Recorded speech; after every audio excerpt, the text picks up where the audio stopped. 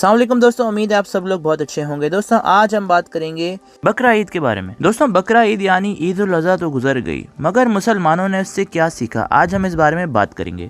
दोस्तों ईद उल अज़हा जो है, बकरा ईद, इसको बड़ी ईद भी कहा जाता है। तमाम मुसलमान इस ईद को मनाते हैं। मजीद डिस्कशन से पहले मैं चाहूँगा कि आप इस चैनल को सब्सक्राइब करें, बेल आइकन को क्लिक करें और वीडियो को लाइक और शेयर लाजमी कीजिएगा। मगर इस ईद के साथ आता क्या है दुनिया में?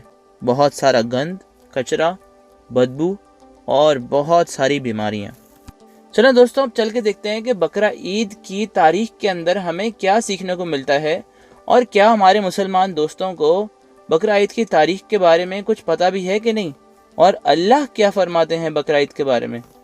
दोस्तों मैं यहाँ पर अपने तमाम मुसलमान दोस्तों से सवाल पूछना चाहूँगा और वो कमेंट बॉक्स में मुझे जवाब दे सकते हैं।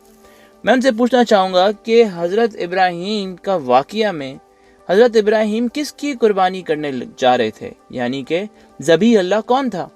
दोस्तों आपको जान के बहुत हैरत होगी कि कुरान में उस शख्स का नाम ही नहीं जिसकी हज़रत इब्राहीम कुर्बानी करने जा रहे थे।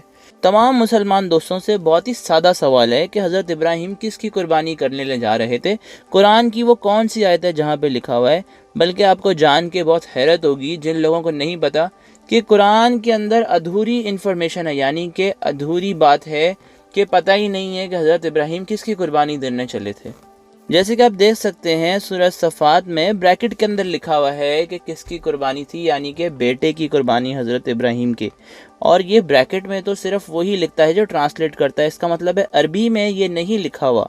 तो हमारे जब मुसलमान दोस्तों को यही नहीं पता कि कुर्बानी किसकी होने लगी थी, तो फिर ये ईद मनाने का फिर जवाज़ ही नहीं होता। दोस्तों कुरान में जहाँ से ये वाक़या चुराया गया है, यानी कि किताब मुक़द्दस से जब ये वाक़या चुराया गया है, तो किताब मुक़द्दस में अगर हम जाके देखें तो उसमें पूरी की पूरी कहानी मौजूद है, यानी कि हज़रत इब्राहीम के बेटे का नाम भी मौजूद है जिसकी कुर्बानी वहाँ पर होने वाली थी।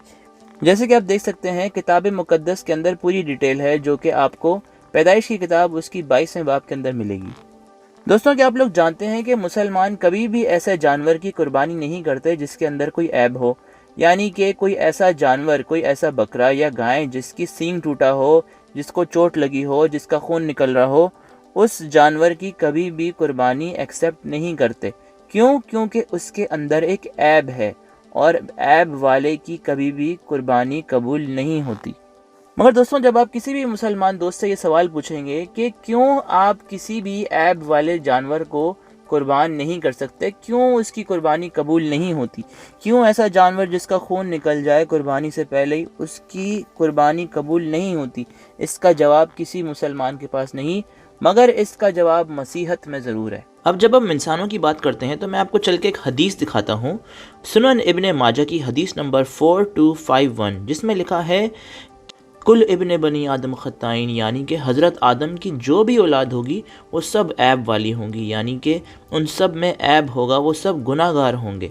मगर सिर्फ़ एक जो हज़रत मसीह हैं वो हज़रत आदम की औलाद में से नहीं है, क्योंकि उनका नॉर्मल बायोलॉजिकल प्रोसेस नहीं हुआ, इसलिए वो इस दुनिया के ऑर्डिनरी इंसान नहीं है, वो इस दुनिया में से है ही नहीं। दोस्तों याद रखिएगा, कोई ऐब वाला इंसान कभी किसी की कुर्बानी दे ही नहीं सकता, क्योंकि उसके पास तो पहले से ही ऐब हैं। बेऐब वाले की कुर्बानी हमेशा कबूल होती है।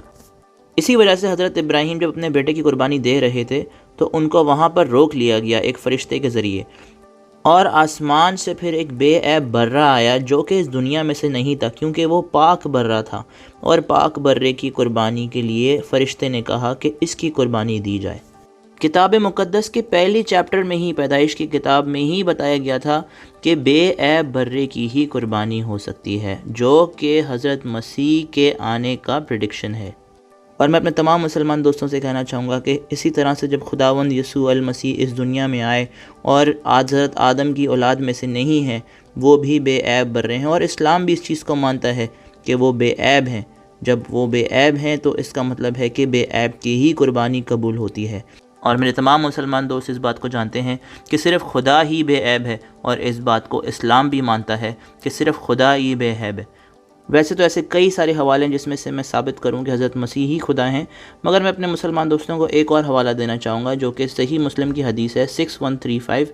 इसमें लिखा हुआ है कि शैतान हर इंसान को जब वो पैदा होता है, तो जब भी इंसान पैदा होता है शैतान उसको छूता है, مگر حضرت مسیح اور حضرت مریم کو کیوں نہیں چھوا؟ ظاہر ہے حضرت مریم کو اس لیے نہیں چھوا کیونکہ حضرت مسیح اس دنیا میں آ رہے ہیں، اور اس بات سے صاف ظاہر ہوتا ہے کہ حضرت مسیح انسان نہیں، اگر وہ بھی انسان ہوتے تو ان کو بھی شیطان چھوتا۔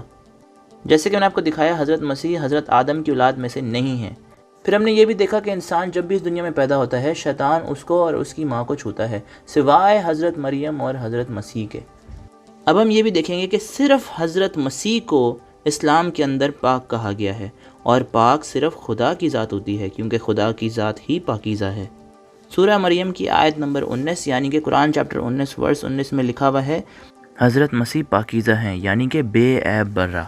اور میں اپنے تمام مسلمان دوستوں کو دعوت دینا چاہوں گا کہ وہ ایسی قربانی میں آئیں جس سے آپ ہمیشہ کی زندگی حاصل کر سکیں، کیونکہ خدا محبت ہے اور وہ اپنی محبت سے، بے حد محبت سے آپ کو بچانا چاہتا ہے۔